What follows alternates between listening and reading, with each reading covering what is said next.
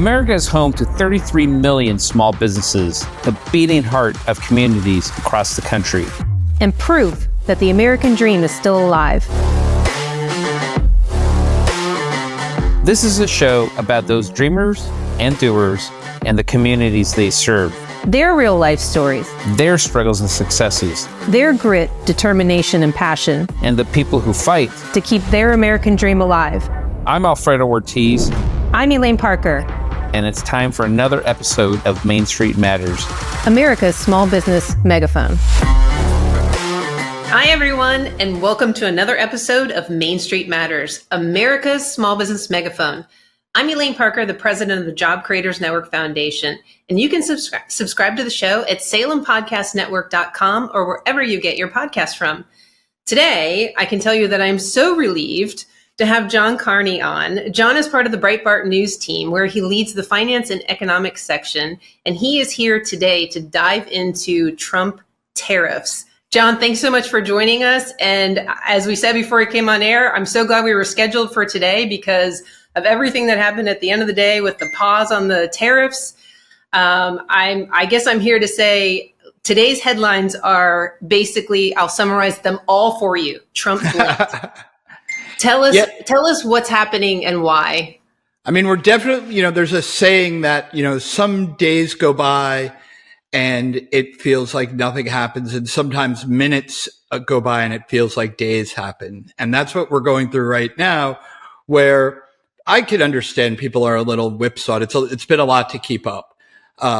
Just a week ago, Donald Trump unveiled the tariffs that were higher than people expected, a little ways more complicated than people expected, because he didn't just go with what they are calling reciprocal tariffs, and he didn't just go with a blanket tariff. Remember when he was running, he was saying he was going to do a 10 or 20% tariff on everything. Then they switched to the reciprocal tariffs, which made a lot of sense. And then we got both. I think that actually, that was one of the reasons you had a lot of people kind of confused. And I think it hit markets pretty hard because it was a little bit different, not a little, a lot different than what people expected. And the reciprocal tariffs rates themselves were much higher than people thought they would be, in part because the Trump administration really wanted to make sure that they weren't just counting the actual tariffs that are out there, but also all the non-tariff barriers, right? Like anybody who runs a business that has tried to export to the EU, for instance, knows that it's not just what you have to pay in a tariff, but also all of these Byzantine rules that they have good excuses for them, but frankly, they are designed to keep American goods out of there, not just American, but goods from all over the place. The EU in particular is a trade protectionist zone. They free trade with each other and they have barriers to entry for everybody else. So what just happened is Donald Trump said, actually, the plan is working. The purpose of the reciprocal tariffs is to get everybody else to agree to start bringing down their trade barriers. And so what they did yesterday was say, all right, we're going to go into a negotiation period. We're going to give everybody 90 days relief, and we'll be talking to them. They'll be talking to us. Mostly, from what I understand, a lot of it will be countries coming to us almost with their pitch. All right, here's what we're willing to do to open our markets to the stuff that you guys make. Whether that's energy, whether it's, manufactured products, whether it's technology, here's what we're willing to do to make this happen. Trump administration will look at it, say, okay, I mean, if it's, it's Donald Trump, so he's going to be like, okay, do twice that much.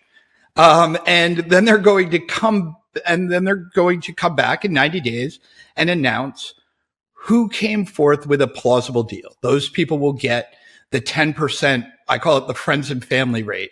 Right? There's a 10% tariff on everything. They'll get the 10%. The other people will get maybe the tariff that we announced last week, maybe a lower tariff if they didn't come as far as the Trump administration thought they should.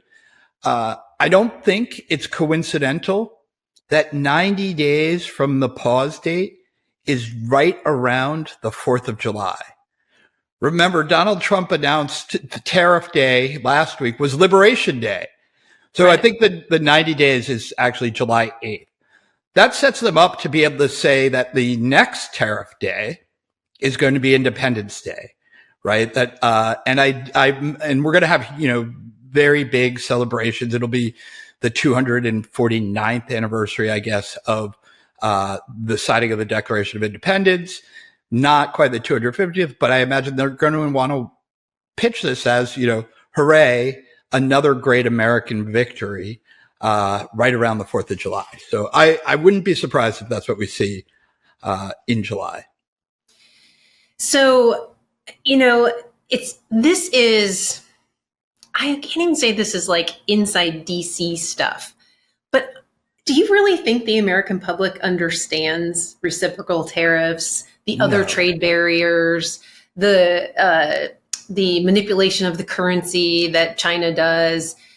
I mean, bring it home for the American public. Yeah. So one of the things I will say, I think people really don't understand it very well. And I actually have urged the White House to sit down, and I don't know whether it's Donald Trump who should do it or Scott Bessent, but sit down literally and do like a FDR style fireside chat where you explain what the problems are that we're objecting to and what our solutions are to those problems, why we're doing what we're doing, and frankly, what the end game is, right? Like, what does it look like when we win? I think that's important for people to understand. But the most basic way I would have people understand this is that we, America, actually did set up a global trading regime after World War II. We built the entire global economic system, and we did it partly out of generosity, partly out of strategic interest, and partly out of economic interest. And what do I mean by that? We actually allowed every other country to have better terms of trade than we have, or at least our allies. We said to Europe, hey guys, we want you to be rich. You were devastated by World War II. We don't want one, that was just charity. Two, there was also a strategic element. We didn't want communists to win. We wanted Western Europe to be this wealthy, rich place. And the richer it was, the beacon it would be to the rest of the world. Don't go communist. Look how terrible it is in Eastern Europe. Look at the difference, frankly, between West Germany and East Germany. You want to side with us. So it was this anti-communist strategic thing. And it was also an economic plan. And this is very key. Mm-hmm. The economic plan was when they get wealthy, that will create a market for U.S. goods. So initially, they'll have unfair access. We made the rules, so it's a little unfair, frankly, to call it unfair. They'll have unequal access to U.S. markets, and we won't have as much access. We'll allow them to protect their markets their industry as they build it up. But then they'll become so rich that they will be an amazing market for U.S. companies. We've kind of forgot that last part. We didn't do it. We won the Cold War, so the strategic reason went away. They became rich, so the charity reason went away. We were supposed to move on to the next part, phase 3, which is you're rich. You open your markets now. We all get to mutually trade and prosper. Trade is good. We can do very well if we all do it.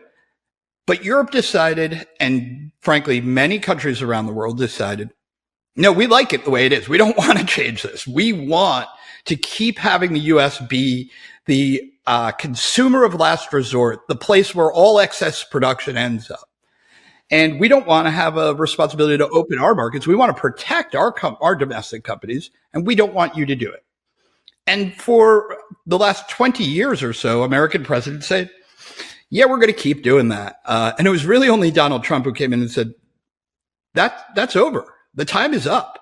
We are going to change this because we believe we have to. We think it's really hurting America. But also, frankly, it just doesn't make sense anymore. Europe does not need, they're not going to go communist. They don't need our charity. It's time for them to contribute to NATO, and it's time for them to contribute to the world economy on an equal basis with the U.S.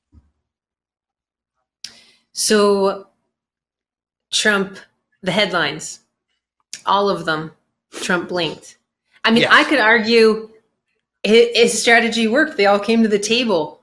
why did he suddenly, why do you think, I'm sure, I mean, Yes. like, why do you think he did the sudden pause? Because I can't imagine just knowing and seeing him for, the last 8, 9 years, that he's a guy who walks away from this and says, oh, it's actually too hard. It didn't go as I thought. I mean, in the end, this guy always turns out to be right. I mean, he just does. And so what do you think about the whole bond market speculation and all that? Yeah, I don't think Trump blinked. Actually, I think quite the opposite happened. The world blinked. So the bond market had this volatility, and it did seem like a lot of maybe foreign countries were selling U.S. treasuries as a kind of protest against the tariffs. They were saying, you know what, if you're going to tariff us, we're going to try to make it really expensive for you to borrow by not buying your bonds. Or maybe we're actually going to sell your bonds. So a lot of pressure went into this. There was an auction of 10-year treasuries that happened on Wednesday. And there was a lot of predictions, frankly, that it was going to fail, that it was just going, that they weren't going to be able to sell them, or they were going to sell them at such high interest rates that it would it would really be punitive to the U.S. And there was even talk that the Federal Reserve was going to have to step in and rescue the bond market if the auctions started to fail, if the rest of the world went on strike against the debt of the U.S. government. Instead, that auction was amazing. And this was before Trump announced the tariffs were being paused. So what happened? The rest of the world actually decided to signal to the Trump administration that they are not retaliating, that they are not wanting to escalate a trade war. That bond auction was what I think the final step. So it wasn't like he caved to the bond market. I think the bond market caved to Donald Trump. And that was the final step of them saying, okay, look, they're buying our bonds again. They're saying, guys, we want to come to the table. We want to have an agreement. What will you give us if we do that? And Donald Trump said, well, give them some negotiating time. We won't give them that also had the added benefit of allowing the world to concentrate on China, so that we could say, okay, everybody else gets a pause, but the country that retaliated, the country that is now, I mean, the Chinese embassy put a video of Mao saying that they will keep fighting till total victory. The country that takes that response, they're actually, we thought it was 125%, but apparently this morning, the White House clarified that there's another 20% because of a fentanyl tariff. So it's actually 145% tariff on Chinese goods. Okay, so let's fast forward. We get good deals, all of that. What kind of timing is this? Because this is not a switch. This is a complete foundational change in our relationships of rules that said by you that we set up. Yeah. We established this. That was actually one of my questions to you today is like, how did we get here? Is this just some leftover guilt that we have, that we set up, that we have these bad trade relations? It's not going to change overnight. Even if today 75 countries were like, we're all at zero, you zero, us, me zero, we'll all be at zero, or the straight 10%. I guess the 10% is where we'll always be. Say everybody did it, even China. It doesn't change overnight. So what kind of runway does Trump have to do this because of all the volatility in the market and the bond market and all of that? So I actually think that just like we saw this big relief rally when Donald Trump announced the pause, probably the thing that they're going to do, because it's very hard to, how do you negotiate with 150 countries in 90 days, right? I mean, working out trade agreements with one country sometimes takes years, and 150 countries, it's basically undoable. So what do you do? I think they pick a couple countries as a model agreement so that you say, I mean, just like a business does, right? You don't make a new contract for everybody who comes to, ask for your services or your products. You say, here's the contract, right? This is the one we use. And yeah, you change bits and pieces to make it fit that deal. That's what they're going to do. I imagine Scott Bessent is leading this. I imagine he's going to want to do one with Japan. he's had a lot of experience dealing with Japan over the years. And Japan really wants to do a deal with the U.S. And we have a history of doing this. Ronald Reagan cut voluntary export quotas with Japan back in the 1980s. Japan really is a little nervous about China. They're right next to it. So I think they may do a big, Donald Trump will call it the big, beautiful deal with Japan, maybe also with Vietnam. That'll have a couple features. One, the rest of the world can say, okay, we now know, right? We know what the agreement's going to look like. So that's what we want, we have to do. Two, again, there is a China containment aspect to that. If you start lining up the countries are, bordering China. So you get Korea, they border North Korea, but, right next door to China. You get Japan, you get Vietnam, maybe you get Laos and Cambodia and Thailand in there too. And so now you have this ring of neighbors of China who frankly don't like China. China does not get along very well. Its neighbors have been nervous for generations now about what China's intentions are to them. So we build this and we say, here's the model. The other countries now know what to do. And you do have to give it a little runway, right? The trade deficits that they have aren't going to zero right away. Right. Just getting, gearing up America to sell them the things they need to buy is going to take a little while. A lot of these, because we've been locked out of the markets, a lot of businesses don't even make what they need. So it is going to take time. And I think you give them time, right? You say, you put timetables in the agreements. You say, we expect to see the barriers come down in, 90 days, 180 days, whatever the arrangement is. And then we have a timetable for, not a hard and fast thing. We still want the, economy to work on a free market basis, but it says, 6 months after that, we expect, everybody thinks the purchases will rise to this amount. That's a flexible thing. It's not a hard, fast rule. And I mean, look, by the time this all settles out, it'll be J.D. Vance or whoever Donald Trump's successor is as president. It's going to take a while to do this reset. But the sooner we start, the sooner we get there and the easier it'll be. Waiting anymore, and this is one of the things that like Scott Bessent, J.D. Vance, Donald Trump have all said very clearly, and I think very importantly, this is it. We didn't have a lot more time to do this. American industry was crumbling. China was growing. If we don't reorder the world trade patterns, if we don't make a new system, we might as well just give up and manage our decline. Somebody asked me, is this really the hill you want to die on? And my response was, look over your shoulder. There's no more hills. This is the last hill. I don't want to die on this hill. I want to win on this hill because this is where we either make our stand here or we raise the right flag. And they've made their stand. And the world is saying, cool, no more escalation, no more trade war. We get your point. We're going to deal fairly with you. Now, will they try to cheat? Will there be, will it be hard? Yeah, it's not going to be easy, but we've begun it. And I think that's really important.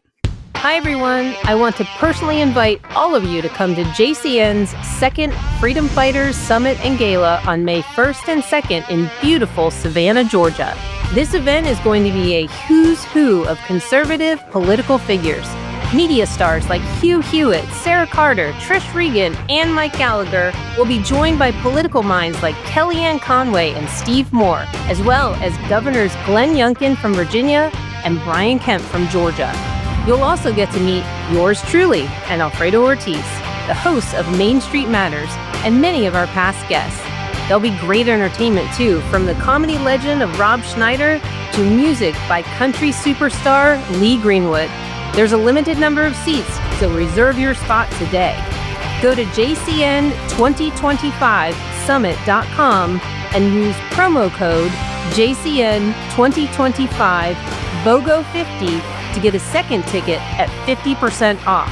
Again, go to jcn2025summit.com now and use promo code JCN2025 BOGO50 to get a second ticket at 50% off. And get your tickets before they sell out. So the Democrats see all of this, and we've seen all the old footage. We know that we know Nancy Pelosi stood up in Congress and pointed to China, and like they know what's happening. And I know it's just the whole orange man bad, don't like Trump. I get that, the politics of it. I'm not naive, but it's literally in writing. As I sit here and look back at some of the things that the Biden administration did just a few months ago, September 13th, 2024, Biden finalizes increases to some of Trump's China tariffs. And shockingly, this is in CNN, but the way they phrased it is that the tariffs are very targeted versus what Trump was saying he was going to do in the campaign. But to me, they were targeted to their agenda. They were targeted all to the EV stuff, and all the climate change stuff, and essentially doing what Democrats do best, and that's picking winners and losers. The tariff, when we're going to go into effect, up to 100% on EV vehicles, on EVs, 50% on solar cells, and 25% on EV batteries, critical minerals, steel, aluminum, face masks, and ship-to-shore cranes beginning September 27th. The most of that was all about the climate change and switching us off of fossil fuels and moving us all into EVs and batteries. And they were trying to obviously create more of a market. Strategic or not, they knew China was eating our lunch there too. Yeah, no, I think that's absolutely right. They wanted to load the dice. They wanted to protect the industries that they wanted to protect and let everybody else, hang on a piece of Chinese rope. And I don't think that's what the U.S. government should do, frankly. I get the idea that, there might be some things that are so critical. We probably do need to protect steel because we need to be able to build a battleship. And we can't be dependent on foreign countries for that. But this was not the right way to go about it. These, they make it sound like it's super smart to do targeted tariffs. But as you pointed out, that's actually a form of government planning. It is the government directing which parts of the economy will win. That's kind of very Chinese in a way, where that's what they do. That's not what we should do. We should say we're going to get a fair deal for all American businesses. And when we do that, the businesses that do well will thrive. The ones that don't will not. But we don't want to have, the Biden way was saying, I like you, you get the tariff. I don't like you, you don't get the tariff. That's not really the American way. So we shouldn't do that. Yeah, absolutely. You were talking about a fireside chat and who should do it. I think that Scott Bessent is one of the most articulate people in talking about these tariffs. And I mean, talking about it to a ninth grader and making it understandable.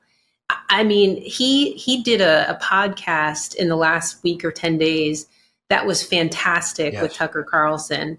And it was completely understandable. I shared it with a couple of friends.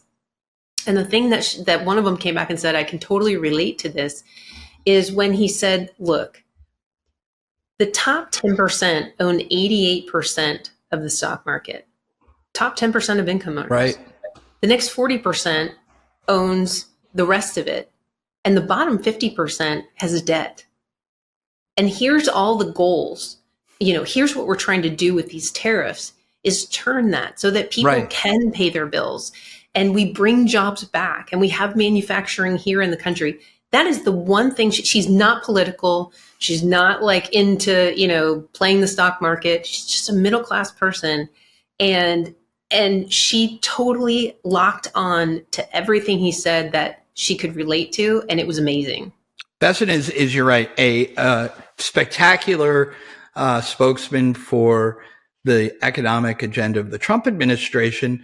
And I mean, so I've often encountered in my life some very smart people who, as you said, were not necessarily good at explaining their thoughts to people like me who maybe aren't as smart as Scott Bessent. So Bessent's great because he is brilliant and can talk to everybody. He is, the true test of a really, really smart person is when they're so smart that they can actually talk to normal people. And I actually met Bessent a few years ago.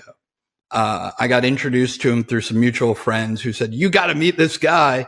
He's really smart. I think he has a bright future at him. Now, I had no idea that he was going to end up as a Secretary of Treasury. So they were right. I'm glad I, did get to hang out with him. He is, I think, perhaps the best Treasury Secretary we've had in generations. And I think he will go down in history as one of the most important Treasury Secretaries that we have ever had, up there with Alexander Hamilton, because really this reorienting of the entire global economic system is largely going to fall to him implementing Donald Trump's vision. That is what his job is, and that's not easy. And, again, reorienting the entire global economic system is not going to be, a pushover task. It's an immensely complicated one, and Bessent can execute, which is terrific. One last story before we go. I went to get a haircut yesterday. And I need one too, by the way. I'm very jealous of that. So I'm taking you to Main Street when I tell you this story.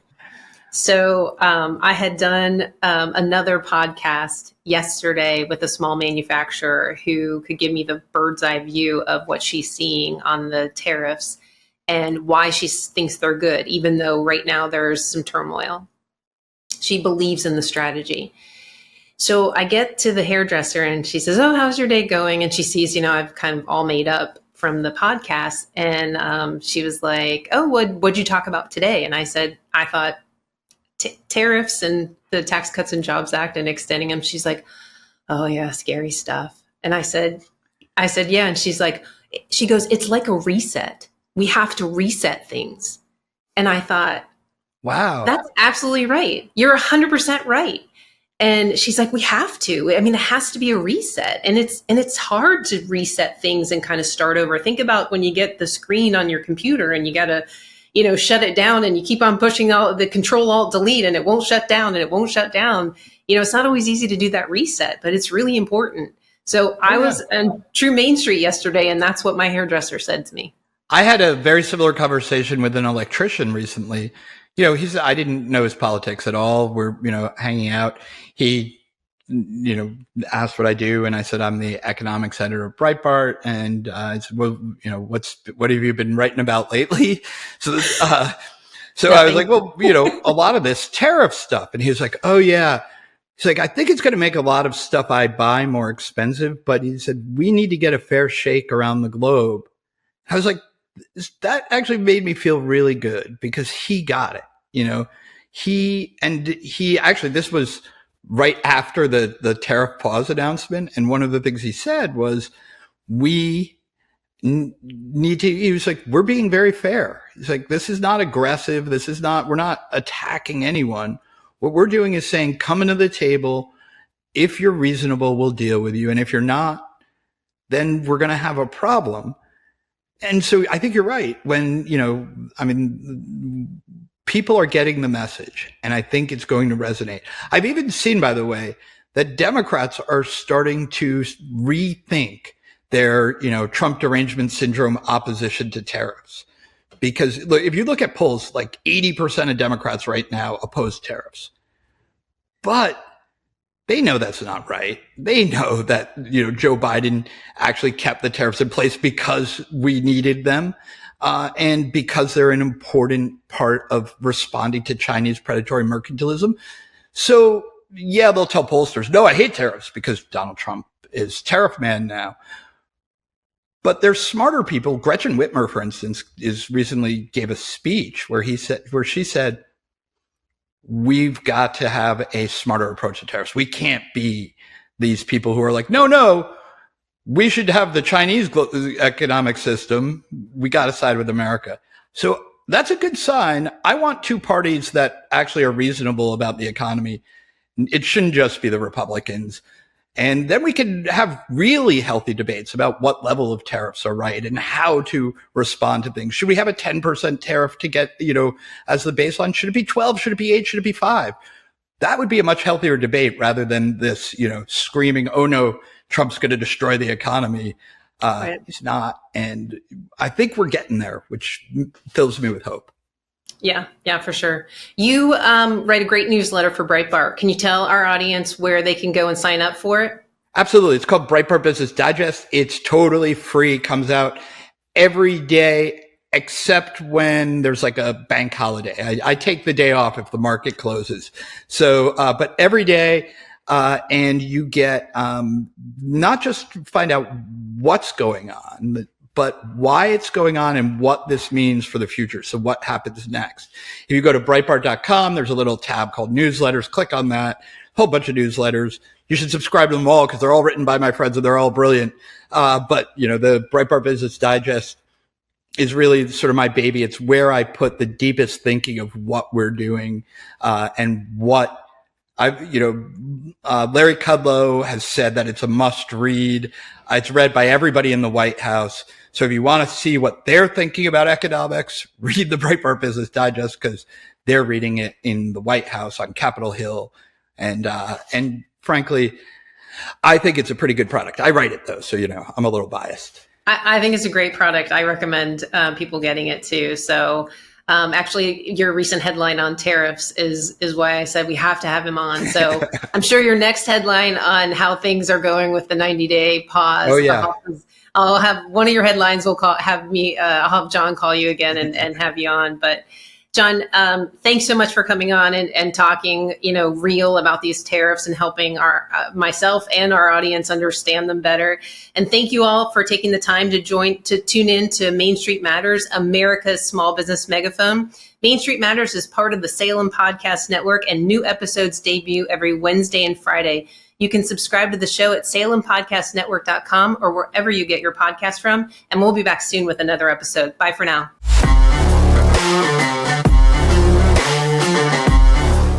Hi, everyone. I want to personally invite all of you to come to JCN's second Freedom Fighters Summit and Gala on May 1st and 2nd in beautiful Savannah, Georgia. This event is going to be a who's who of conservative political figures. Media stars like Hugh Hewitt, Sarah Carter, Trish Regan, and Mike Gallagher will be joined by political minds like Kellyanne Conway and Steve Moore, as well as Governors Glenn Youngkin from Virginia and Brian Kemp from Georgia. You'll also get to meet yours truly and Alfredo Ortiz, the hosts of Main Street Matters, and many of our past guests. There'll be great entertainment too, from the comedy legend of Rob Schneider to music by country superstar Lee Greenwood. There's a limited number of seats, so reserve your spot today. Go to jcn2025summit.com and use promo code JCN2025 BOGO50 to get a second ticket at 50% off. Again, go to jcn2025summit.com now and use promo code JCN2025 BOGO50 to get a second ticket at 50% off. And get your tickets before they sell out.